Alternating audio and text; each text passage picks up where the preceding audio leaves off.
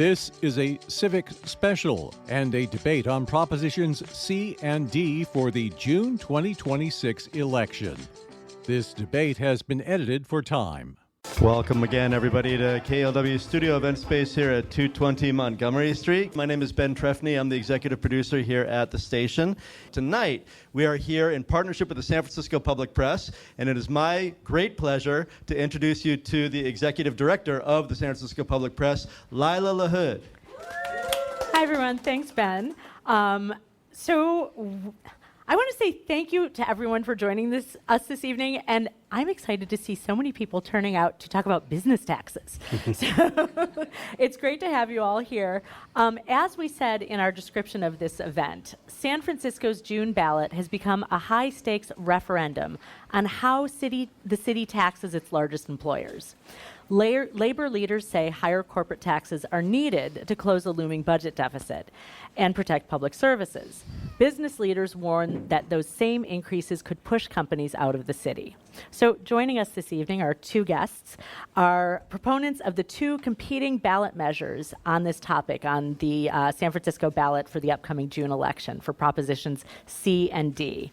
I'd like to welcome David Harrison and Kim Tavaglione. David is Director of Public Policy at the San Francisco Chamber of Commerce, and he is here as a proponent of Proposition C.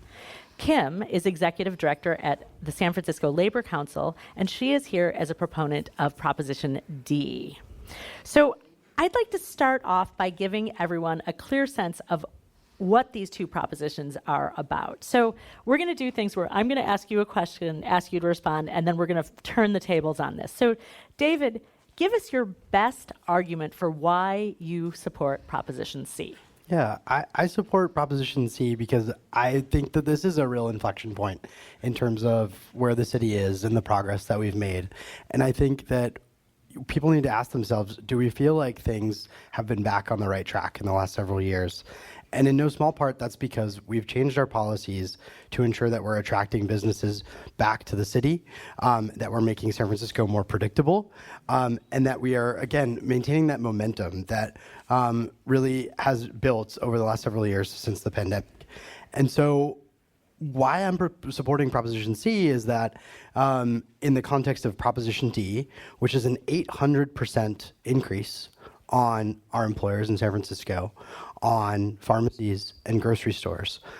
We know that an increase of that magnitude is going to have real negative consequences for San Francisco's economy. And you don't have to take my word for it. You can take city economist Ted Egan's word for it. You can take the San Francisco Chronicle's word for it. You can take Mayor Lurie's word for it. And so what Proposition C is an alternative choice to Proposition D.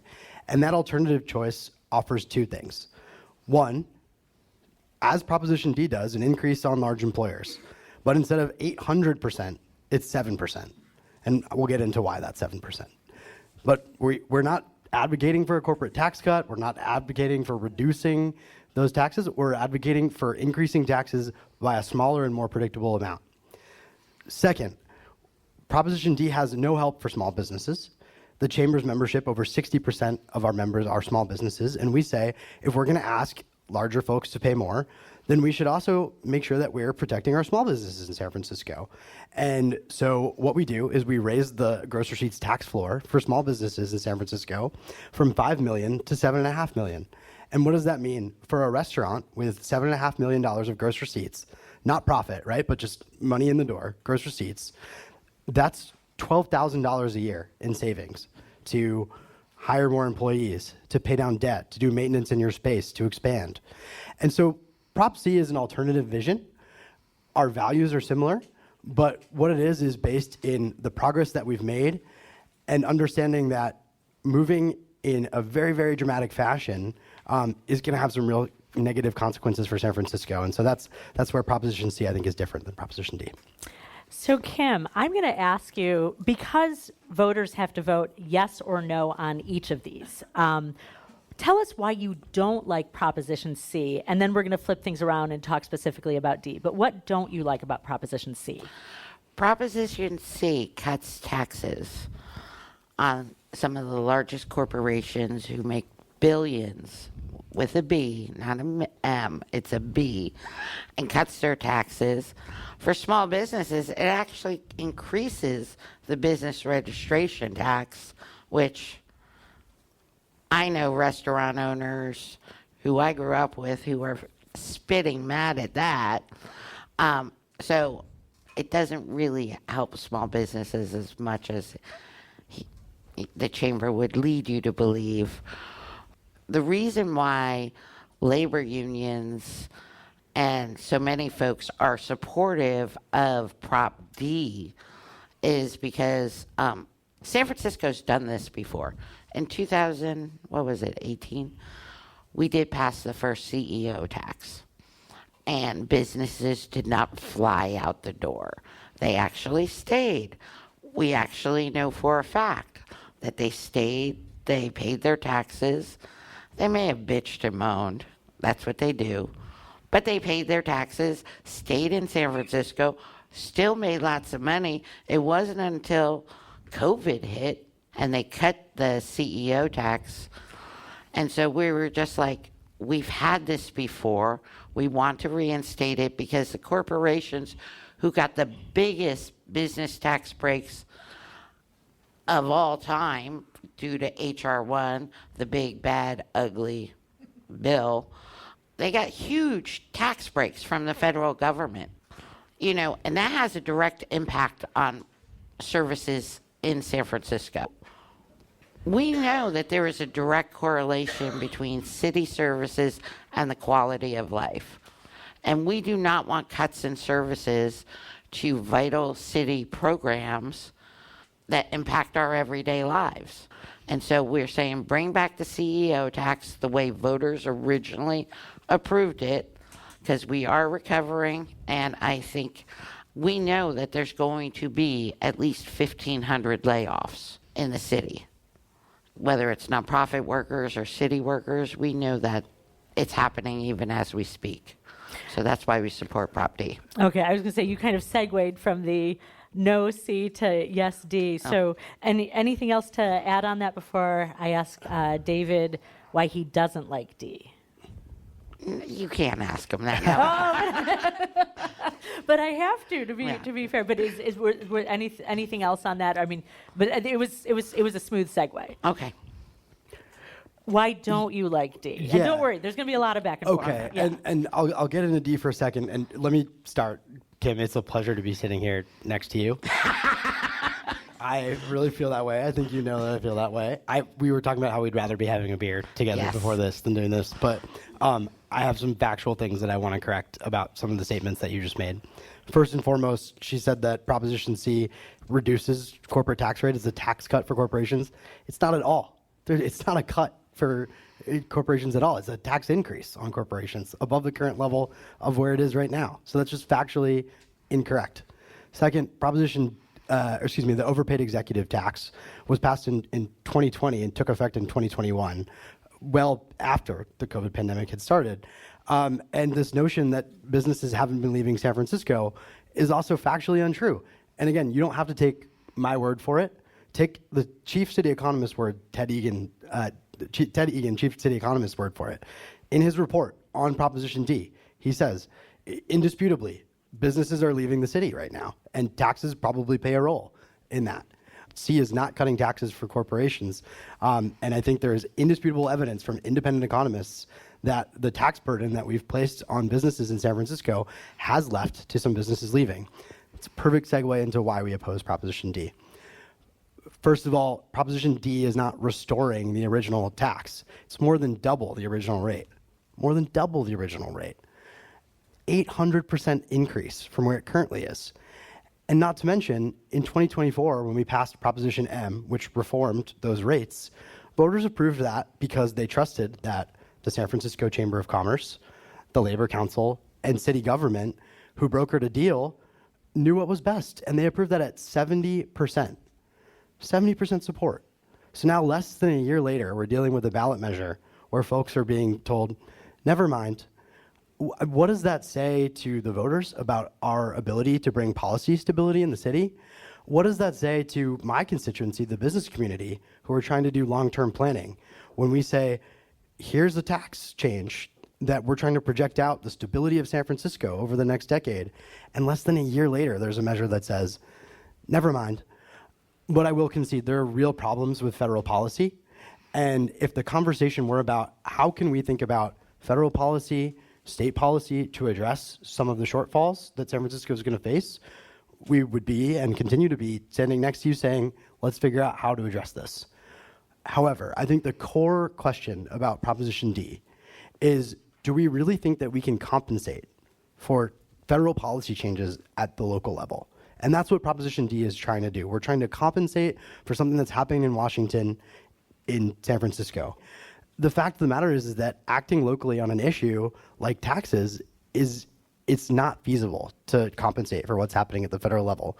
And we know this. Again, don't take my word for it. Ted Egan is saying it. Businesses, people make decisions based on the cost to be here. If we make that cost too high, they're going to go elsewhere. In this case, for the city, my job is not to defend these companies at the state level or the federal level. My job is to deliver for San Francisco and our businesses here in San Francisco. A company, again, Ted Egan's report, a business can move 5 miles down the road and save $28 million in taxes if Proposition D passes. That's already happened in the past. Think about Stripe. 5 miles down the road, $30 million a year in tax revenue lost for the city and county of San Francisco. So I'm going to jump in because I think there's something interesting here. You know, you both say you agree on some things. If we were to step away from Proposition D and Proposition C and just look at what do you think is wrong with San Francisco's current business tax policy? Because if it were just about, you know, we disagree with this other group, you might just be fighting their proposition. But there are two competing propositions on the ballot, and voters might say we don't want either one of these. You're trying to convince voters that we need to change from where we are now. So what is wrong with San Francisco's current business tax policy? Kim, let's start with you. My opinion is that businesses need to do their fair share. Mm-hmm.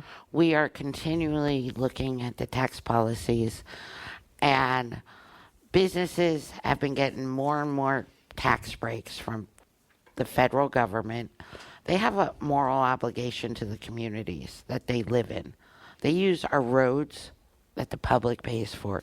They use our sewer systems. They use all of our infrastructure that homeowners, apartment owners, everybody uses, and they make tons of money off of, but they don't want to contribute to maintain or to uphold, keep services running.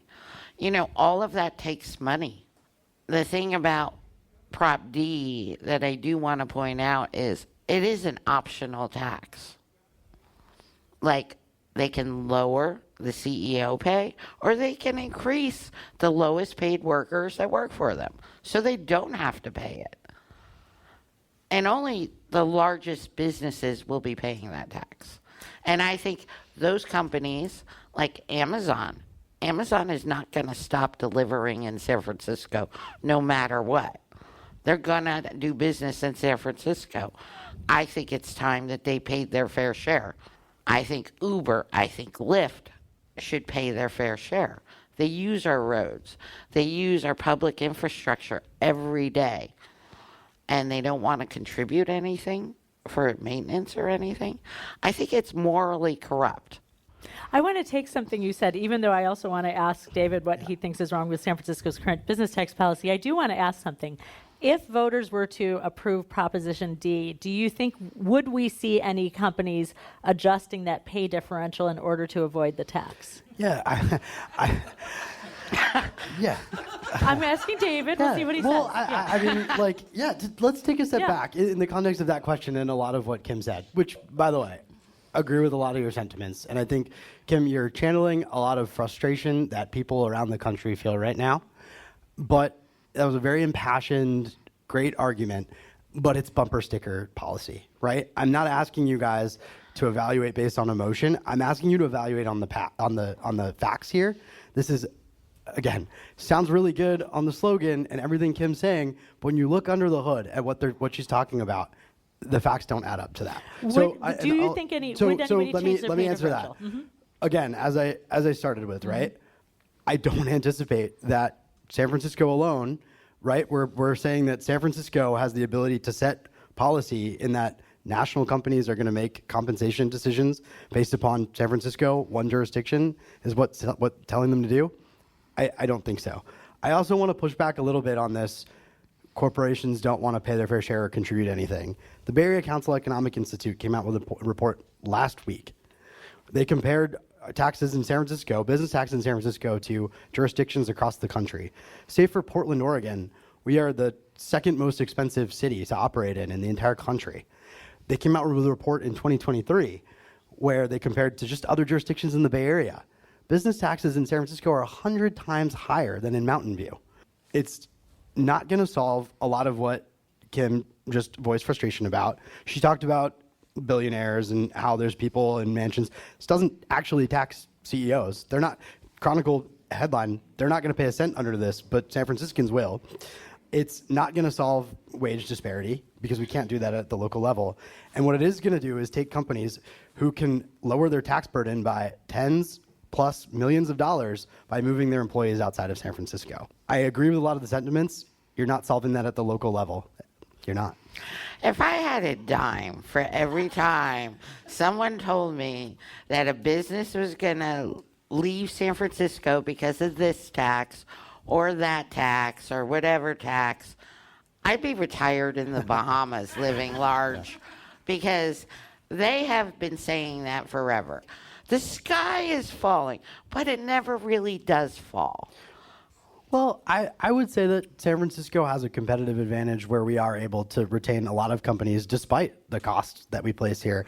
But I also think it's a little bit of gaslighting to look at a city that has 35% office vacancy, to see retail stores not open in Union Square, to see vacancies across neighborhoods in spaces, and say that companies haven't left and that everything's going to be fine. But stores are coming back to Union Square. They are now, but Yeah. if you add another tax, these stores, retail operates at a 1.3% margin. A lot of those stores in Union Square that are coming back, they're the exact folks that are going to get hit by this tax.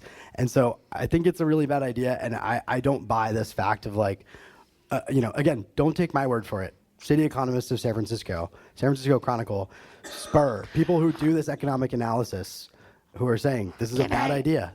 Can I just ask you, why is it that business has changed because of technology and retail has changed? And to not acknowledge that as the reason why these companies left is kind of, no offense, horse crap. I go down to Macy's every 2 weeks. I pop in there to see what deals I can get and stuff. I like shopping. And it's how I deal with meetings with you. Oh. I'm kidding. I know. But I do believe in retail therapy sometimes. And I do go to those stores because, one, they're union. Yeah. And I can tell you this. A company threatens that every time that we ask them to give the workers increases, every time they have to pay out something. But there is a moral obligation.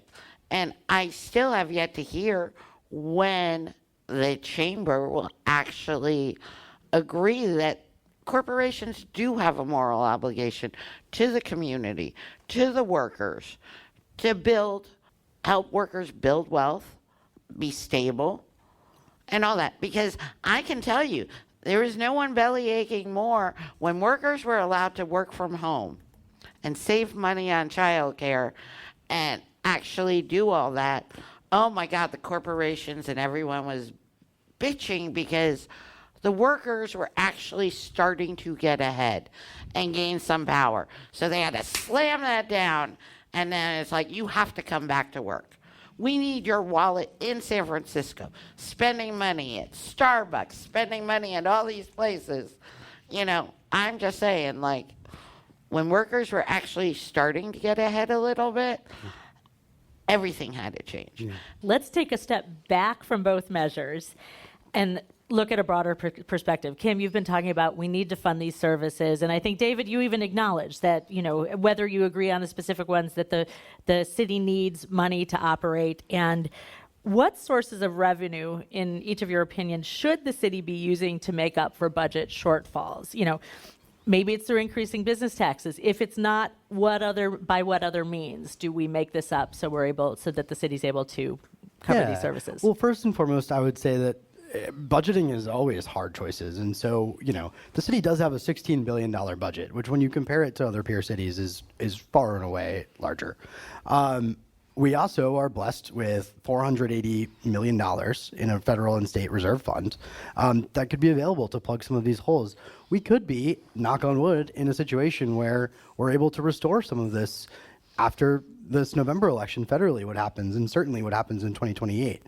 One, how can we be smart with the revenue resources that we currently have right now and think about the budget? Beyond that, I'm not here to tell you as the Chamber of Commerce, oh my God, lower all these corporate taxes, cut services, zero-based everything. No, what I'm saying is that Proposition D, this one specific proposal, is not the right way to do it. There was a lot of back and forth about how we could avoid this and potentially even a deal about a compromise measure that could have advanced. Unfortunately, folks, particularly from the public sector side, decided that they were not willing to move forward with anything besides Proposition D. So here we are. I think there's $1 billion of other taxes that we're discussing on between June and November ballot, many of which the chamber does support, primarily those that fund transit. I'm happy to come to the table and advocate both for policies locally that raise taxes in a responsible way to help fund these, how we can strategically use reserves and budget, and also how can we push the state and things at the federal level to find resources that fund our priorities. At the same time, though, I think that we cannot just go all in with bad policy to plug a hole once and then probably come back to the voters again in 2 years and say we need more revenue to do it again. David kind of went in a couple of different directions, but I want to give you a chance to respond. Where should the revenue be coming from? If not, business taxes are the answer, or are there other, I don't know, what's your response to, how should the city make up for budget shortfalls? Due to Prop 13, options are limited, right? And that's really created the crisis in California in so many ways, but I'm not going to dive deep into that because that could be a whole show. So our next debate. But I will say, but structurally, there's only so many taxes we can do locally and all that stuff. Regarding the business tax, so you brought up Prop M in the last election. As soon as Prop M passed, the business community sued the city. Airbnb sued the city for $120 million. The Labor Council held protests outside Airbnb, and we called for a boycott of Airbnb because of their lawsuit. And they weren't the only ones. And so what happened was all that tax money got held up in a separate account and wasn't being able to be used until recently because that lawsuit was settled. So I would say the business community actually broke the pact regarding Prop M first. Because why would they sue the city if they were in agreement with it over Prop M? Anyway, ridiculous, but I'm sorry, what was it? I think you got at it. What are the sources of revenue? And you were saying the sources of revenue, and regarding your thing. So, it kind of bugs the crap out of me that the chamber is yay on parcel taxes, yay on increasing the sales tax, which is on individuals like everybody here in the audience, but corporations don't want to pay their fair share. This is actually, if San Francisco voters vote for it, which we hope we do, then we can say, finally, corporate America is doing their fair share. Now we're going to step up and do our fair share. Well, a couple things. One, parcel taxes are under the Muni measure are the highest on downtown office buildings that get passed through to our office tenants. So many of our members are going to pay for that. Businesses also pay sales taxes. And again, on the fair share component, look at a study. We're the second highest jurisdiction in the entire country right now. And I'm not even saying that we couldn't go higher. What I'm saying is this potential proposal that's an 800% increase is not the right answer. That's a misnomer, and you're just using the 800%. 800% increase of the rate. 0.18. It starts very small. It's a very small tax. 800% increase over the current rate. Because of they're our- not Let's paying not nothing fight now. about numbers. Yeah, Let's we're move on. fighting. So, okay, looking at your organizations, we've got labor unions versus the Chamber of Commerce. What are the roles of your organizations in pushing these measures? And is there anything to be learned or incorporated from your opponent's arguments? Well, I mean, I listen to David, and then I don't find that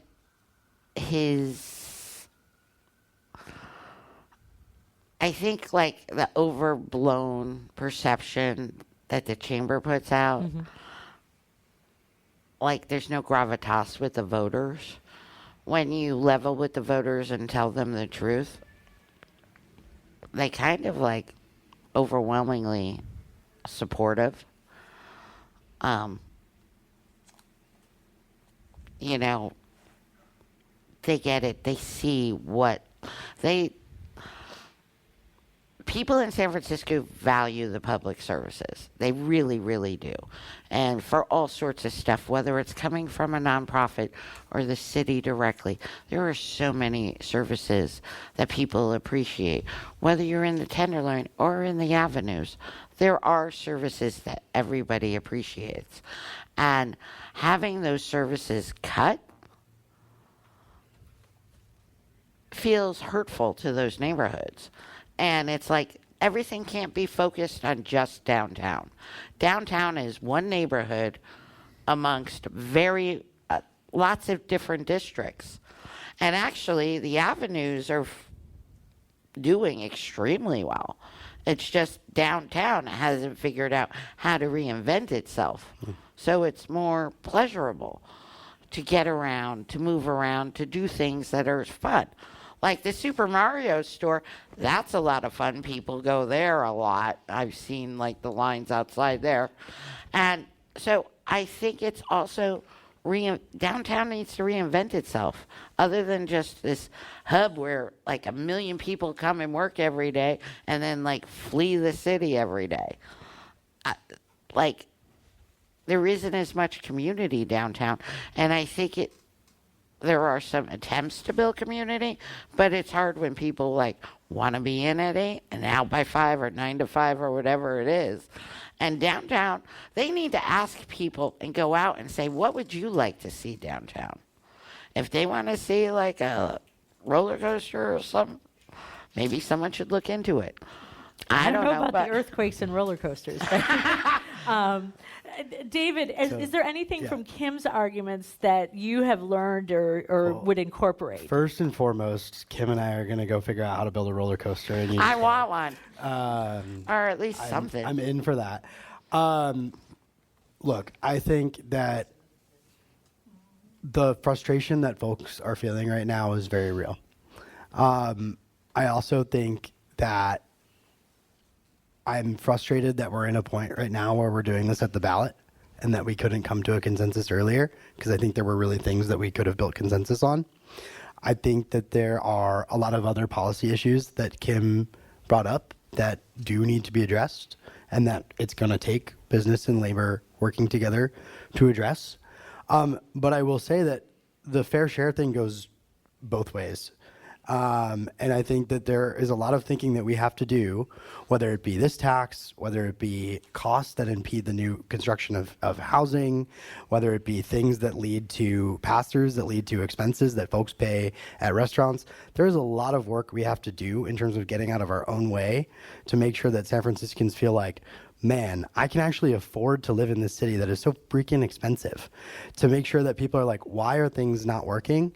And that is going to take buy-in from business and labor and a whole bunch of other community groups and constituents. Speaking of people who didn't buy in, Mayor Lurie officially opposes both of these measures. So you were talking about, your groups were talking to each other and you couldn't agree, so you have two ballot measures and the mayor doesn't support them. Given that what he has proposed or supported to increase revenue. What has he proposed doing that that your groups might agree with? That we agree with Mayor Lurie? Yeah, Oh, yeah. God. Yes. What do you agree with Digging Mayor deep Lurie on? here. I'm curious. What do I agree with him? Uh-oh. I guess I've seen his Instagram a few times. You both love San Francisco very much. We do love San Francisco. There you go. That's a good Thank point. you. That's a good point. I'm beguiled because I will let me go back to one thing that David said that I actually agree with him on. We do have a rainy day fund for $480 million that he has absolutely refused to tap into, and I don't know why. We have lots of rainy day funds. Technically, if you add up all the rainy day funds, there is $1 billion there. But he refuses to tap into it. So, what else do I agree with him on? I'm sure there's something, I just can't think of it. I mean, so he didn't support your measure either. No, he didn't, which is, I'm disappointed. But what I would say is, I agree with Kim that there are reserve funds, that I think that should be the priority rather than Proposition D for filling some of these gaps. But also I think that the mayor has been pretty adamant that what he's trying to do is about the long-term structural stability of San Francisco and the future of the city. And I think that we, for a very long time, have pushed off tough decisions and said we'll deal with it down the road. And it's gotten to us to a point where that voter fatigue, we're going to the voters again and again saying, trust us this one last time. I think we have to make some tough choices. I think that we have to stick with a different course, which the mayor has done, and love him or hate him up here, he's 75% popular with the voters. And what he's saying is, we have to be thoughtful about our progress. We have to be thoughtful with costs. We have to be thoughtful with our reputation. And we do have to be thoughtful with the political infighting. And so Kim and I were both saying, man, let's not do this again next time. We'll see. We'll try. Roller coaster. We can try. So I'm going to circle back to something that you brought up earlier. So David, I'm going to ask you first. You're with the Chamber of Commerce. What do you see as the responsibilities of big companies that do business in San Francisco? What do they owe employees, customers, people in the community who are affected by their presence in other ways, neighbors, and residents of a community with very high cost of living, in part due to the success of their businesses. So what do they owe? Yeah, everyone? I think that Kim is absolutely right, that companies have a moral obligation to pay their fair share. That does include tax revenue. Again, I would say second highest tax jurisdiction in America, right? I think that there is an obligation to think about the ecosystem of San Francisco and how are they present as good corporate citizens and not just people who are in and out 8 to 5. And so we do a lot of work at the Chamber of Commerce thinking about things like corporate social responsibility and skills-based volunteering. How can we take upskilling that some of our members have and make sure that that's being passed on to nonprofits and small businesses? How can we advocate in a way that we feel is responsible? We see ourselves as not just advocating for the business community, right? But really as 3 pillars. There's our corporate members, there are our nonprofit members, many of them are health providers and health systems that serve San Francisco. And then we have government members as well, different government departments who are members of the Chamber of Commerce. We think about how does that come together holistically as an ecosystem. And so I do take that very seriously. I come from the government side myself. Corporations absolutely have a responsibility to pay their fair share and be good corporate citizens in San Francisco. But we've got to do it in a way that's also thoughtful and holistic about where our city is right now and the future that we're trying to chart. Yeah. But let me ask you a question. When we know for a fact, like companies like Salesforce didn't pay any federal taxes last year, and we're asking them to pay this 0.18% tax for the CEO tax. I know small businesses in here who paid more in federal taxes than Salesforce, a $1 billion company. Like, how on earth is it not fair for them to pay less than a 1% increase on their CEO tax? Well, again, Kim, we just went to D.C. in March and met with legislators and told them that it's the position of the San Francisco business community that the Big Beautiful Bill was a terrible bill, that it was really bad and it has real impacts on San Francisco and we don't like it. So how are we going to fix it? See, that's what we're about. We're like, let's come up with solutions to fix it. Yeah. What is your proposal? Well, I'll tell you though, again, we don't fix it by shooting San Francisco in the foot. We don't.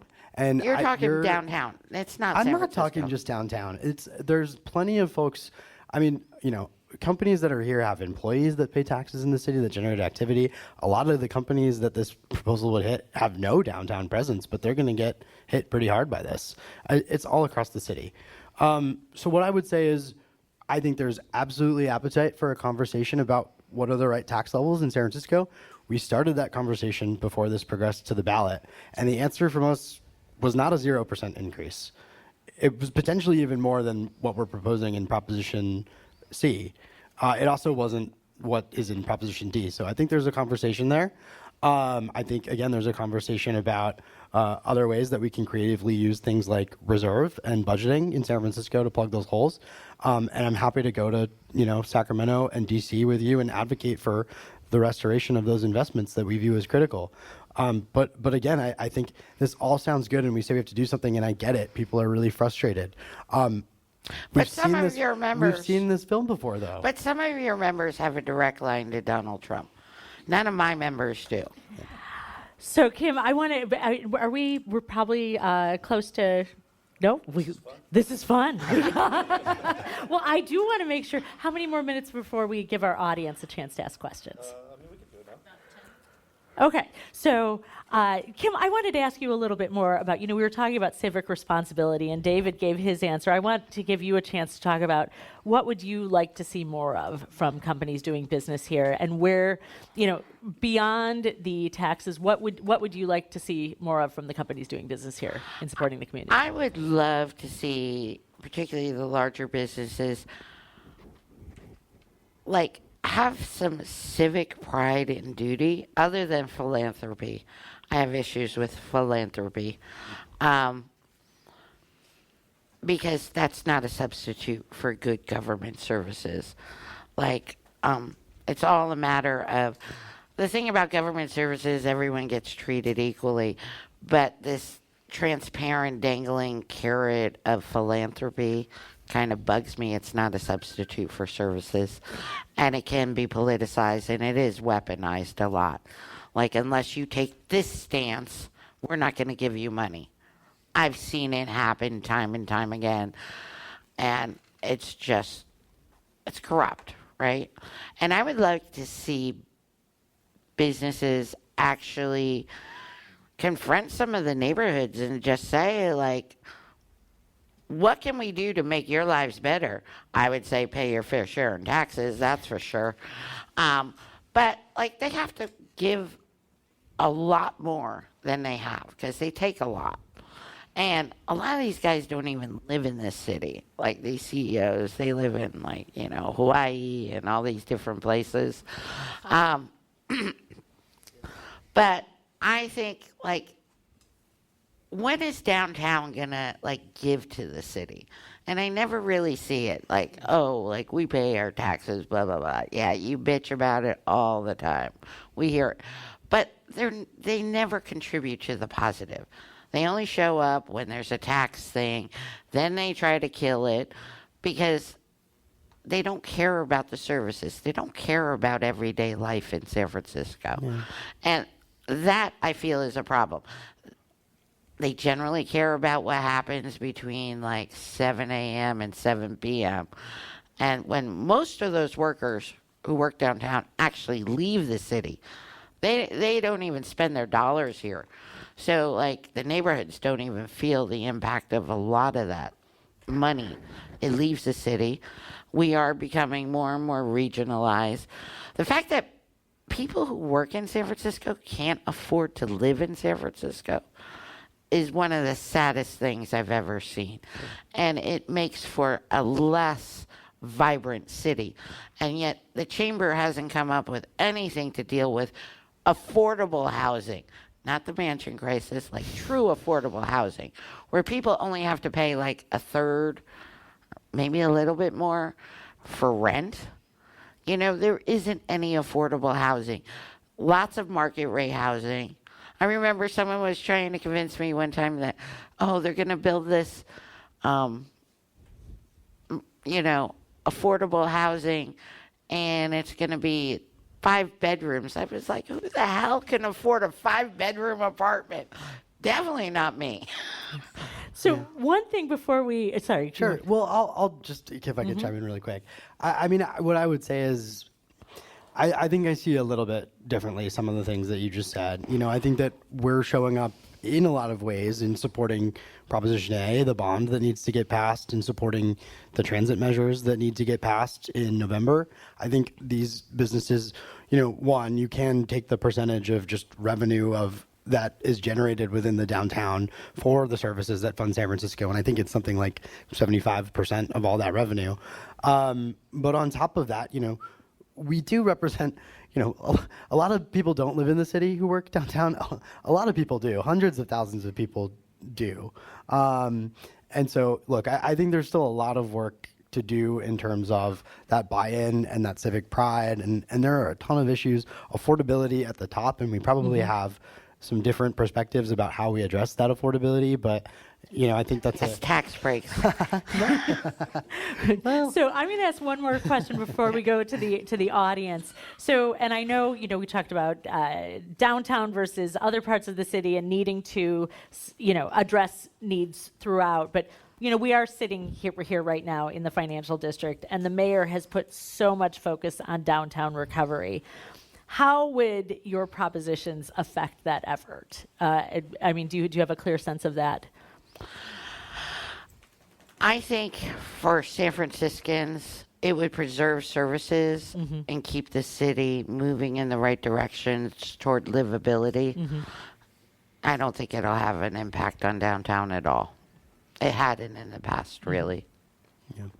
Well, I can tell you that I think the way that Proposition C helps the neighborhoods is that, again, it's the only measure that actually puts money back into the pockets of small business owners to invest. And that is a lot of folks who are doing great work in our neighborhoods. I think that Proposition D hurts the neighborhoods and downtown. I think that in the neighborhoods, I think that we've, you know, by making San Francisco less predictable and stable, by hurting our long-term future, by building on this narrative of like, we can't get out of our own way, here we go again, it does not help San Francisco's neighborhoods. When businesses move out of the city, when businesses move out of the state, and you've got less employees here who are going and spending money at our neighborhood businesses, that's a bad thing for San Francisco. When we have to go back to the voters again in the future because we got this wrong and we're shrinking our base of who we're taxing, that's a bad thing for San Francisco. And in downtown, yeah, it's really bad. We are at a time, again, love it or hate it, want to change it, and we are working to change it and get some of this turned into housing or whatever it can be. We've got a 35% office vacancy, and most of our tax revenue comes from these property values. So I think it's a really, really bad idea at a time of historic challenge for the entire city, but yes, primarily in our economic core, to place a tax on the ballot that very likely, again, don't take my word for it, take economists who are a lot smarter than me, say this is going to hurt the city and hurt downtown. Is Salesforce Tower going to take their tower away with them? Well, we could put a roller coaster there. On that note, I want to thank, well, we're going to take questions from the audience, but as we're going out with the microphone, I just want to remind you we're here with Kim Tavaglione, Executive Director at the San Francisco Labor Council, and she is here as a proponent of Proposition D, and David Harrison, who's the Director of Public Policy at the San Francisco Chamber of Commerce, and he is here as a proponent of Proposition C. Ben, let's take it to the audience. My name's Anna, and my question is, what happens if the voters vote yes on both of these propositions? Well, there's a poison pill in their proposition that if theirs gets more votes than Proposition D, then it would nullify D. Actually, let me clarify that. What's the poison because pill? people like to... I'll talk to you about that. Yeah, absolutely. So what is a poison pill, right? This notion of like a poison pill. What a poison pill is language that says, for this measure, if there's any other ballot measure that has language that conflicts with it, the one that gets more votes on that specific language wins. And so, C is a poison pill, C is a poison pill. D was the first measure that was introduced. And D has that exact same language that says, if there's any other measure with conflicting language, the measure that gets more votes wins. So it's not like we wrote this measure and said, how do we poison pill it? That is common language that's put in every ballot measure these days. Hi, Kristen Evans, small business owner. I helped to found an organization called Small Business Forward, which is not 60% small businesses, it's 100% small businesses, and we support Proposition D and oppose Proposition C. And I wanted to just say briefly why, and then I do have a question as well. Basically, when you look at a company like Safeway or which is part of Albertsons, or Whole Foods, the CEO of Amazon, those companies would have to raise their workers' wages to $150,000 or $400,000 to avoid paying the tax, right? Because their CEOs are paid so much more. But you know who is going to pay this? It's not going to be Bobby and Dimitri at Gus's. It's not going to be Sam at Buy Right. It's not going to be your corner store, your produce guy, because they don't have 100 times salary from their average medium workers. And they also don't have over $1 billion in revenue. And so that's what Proposition D does. It targets those largest companies with the biggest resources that give their executives huge pay packages. And let me just say this, that you, David, and I've had this conversation. The chamber is very disingenuous about Prop C, because Prop C, while it does increase the threshold from $5 million to $7.5 million for the taxes that are paid on gross receipts by businesses, it also was designed in a way to target D with a poison pill. And I'll say it is a poison pill because cynically, I don't think the chamber thinks C is going to pass. And I think that they were put it on the ballot in order to confuse voters and to make it sound like they were doing something for small business, when in reality, it's really just a tiny little thing that they're trying to dangle out there as a carrot. But their real main members that pay their bills at the chamber are those companies that are over $1 billion in revenue. And so that's why you're a bit conflicted when you say you're representing small business, because you're also representing the wealthiest companies that help pay your paycheck. Well, there's hundreds, if not thousands of businesses, small businesses, who would benefit from Proposition C. So, I do think that's helpful. Also, again, this is raising corporate taxes. Proposition C also raises corporate taxes on our members. So it's an alternative vision for the future of San Francisco. How can we, again, raise corporate taxes in a way that is consistent with what was agreed upon in Proposition M and is predictable for those businesses? I would also say, you mentioned sort of smaller retailers and how they won't be impacted. The funny thing about Proposition D and the way that it was written is it's like this gift that keeps on giving. We keep finding out policy impacts that we didn't know about, and more and more and more. And I'll give you an example of that.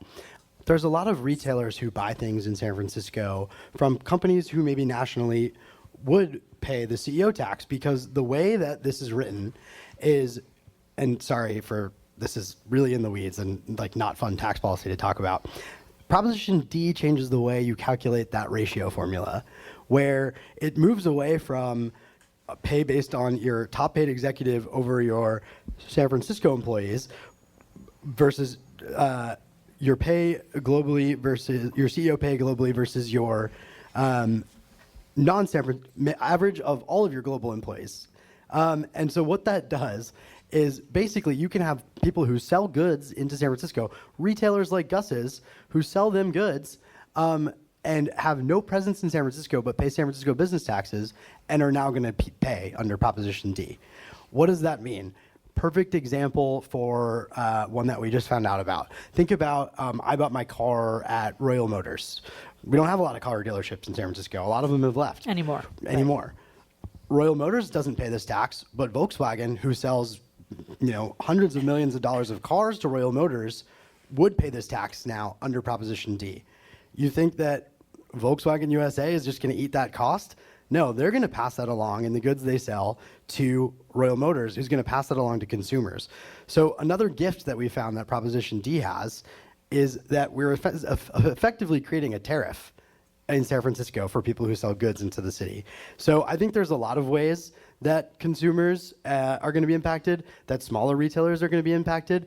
We have actually tried to quantify and study that. We commissioned an independent economist to take a look at that. They found that 40% of that cost is probably going to be felt by consumers and pass through. And that this could impact 10,000 retail jobs and $570 million in wages in the first year alone. So I'll get to my question, which I do know the answer to, but I don't know if you know it. Okay, let's hear it. So you've brought up Ted Egan and our city's economist a couple times. Yeah. I think like 4 or 5 times you mentioned him. Yeah. Yeah. Don't listen to me, listen to Ted, right? Yeah. And he basically came out with a report that said that there would be a negative impact to San Francisco's GDP that would be $206 million. Am I right on the number? $206 million. GDP is a function annually, right? So multiply that by 20 years. No, Yes. he said over 20 years. No, He said over 20 years. I got it in an email from We're him. going to have to fact check. We'll have to fact check it. Just to be clear. I'd love to fact check it. So because it's a okay. $206 million over 20 years. Yeah. And the property is forecasted to bring in $300 million per year to the city. Yeah. So that would be $6 billion that we would get in exchange for a loss of a $206 million GDP loss. And just to be clear, that is, do you know what percentage that is of our total GDP? I think you know the math. Let's hear. Do you know? I don't know off the top of my head. It's What's the math? 1/20th of a percent. I got it. And so. And I have it from Ted in writing. Okay, I'd love to. I'd love to see it and fact check it because my understanding is that is GDP is a function annually, and so that is on a given year, over 20 years, 206, which let me finish, would be about $4 billion. Christine Evans shared the email exchange she had with chief economist Ted Egan. So the $206 million GDP loss over 20 years is what percentage of GDP? You don't disclose the 20-year GDP forecast. Less than 1/20th%, she says. Ted Egan replied, that's right, about 0.06%. Now, what you're saying is right. Percentage, right? We're taking percentages and, okay, it doesn't seem that big. $206 million, $4 billion of GDP. Those are not small numbers. That is real jobs. That is real economic activity in the city. These are real impacts. I will also say the model by the controller's admission and the city economist's admission that they use does not actually calculate. They can't say we are 100% certain that a business is going to leave based on this. It says this is going to increase that risk. So that the city economist's read does not account for probably companies, again, moving 5 miles down the road and saving tens of millions of taxes, which is more job losses and GDP impact. So Let's take another question. Hi, my name is Wendy. I've been a resident of San Francisco for 50 plus years. And in all that time, I have seen more and more income inequality.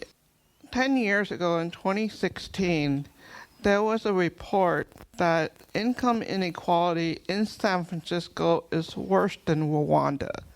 Okay, and it's been 10 years since then. And I can only afford to stay because I'm in a rent-controlled apartment. Okay, everybody else that I know, they're scattered in other parts of the Bay, if not other parts of the country. How would the chamber figure out how to correct this imbalance? Because I am competing with billionaires on housing in San Francisco. yeah, well, okay, so I think a couple things. I think On the income inequality, I think that there are policy decisions and realities that we can make around taxation at the local level, at the state level, and at the federal level. Right now, at the local level, we're not permitted to do income tax changes. So, again, open to the conversation around income taxes, open to conversations around federal tax policy. We can't control for that, and Proposition D doesn't control for that. I think a lot of what you're saying is there's truth to. There's a lot that we need to come together and address. But I don't think that Proposition D is going to be a solution to any of that. No, but it could help save approximately 1,000 nonprofit jobs, largely in mental health. And those are jobs that are desperately needed. We need housing. We need good paying jobs so people can afford to live in the communities that they actually serve. What the billionaires do in their philanthropy is like, and I'm kind of being snide about it and stuff. It was an okay thing. But like they help businesses in the Tenderloin put gates up around their windows so they wouldn't get smashed. And I'm like, wow, that was $1 million. I was just like, if they perhaps invested the $1 million into perhaps some of these mental health nonprofits that actually helps the people there, they probably would have invested in the community and those windows wouldn't get smashed. Corporations like, well, that's the federal government problem. Can't do anything about that. State problem. Can't do anything about that, but we're going to oppose everything locally. No. Like, come to the table. Let's figure out how we can invest in people. That I hear a lot of passion from Kim. I hear a lot of challenges that we have to work on together. I think there's a lot of reality in what she said. But I think the bottom line for me again is we've now listed like 5-10 different things, right, that this money is purportedly going to fund.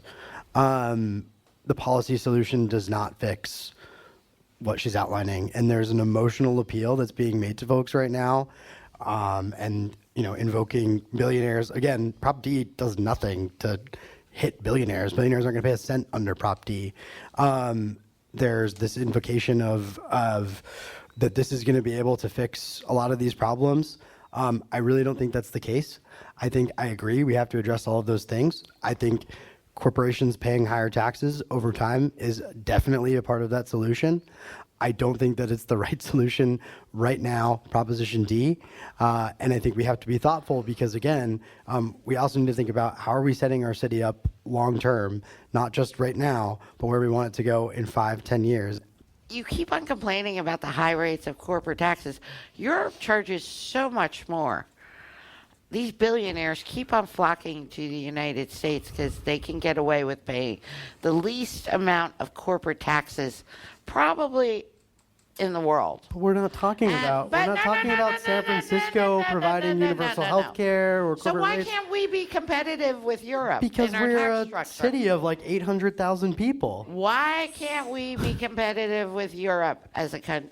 Okay, so we have two different visions. One is, San Francisco should be figuring out how to, Prop D would barely pay for, if anything, some of the cuts that Kim's talking about, just in terms of services.